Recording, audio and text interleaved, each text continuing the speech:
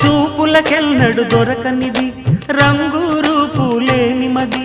రెప్పలు తెరవని కన్నులకు స్వప్నాలెన్నో చూపినది వెచ్చని చెలిమిని పొందినది వెన్నెల కళగల నిండుమది కాటుక చీకటి రాత్రికి బాటను చూపే నేస్తమది చేతికి ఆదని జాబిలిలా కాంతులు పంచే మణిదీపం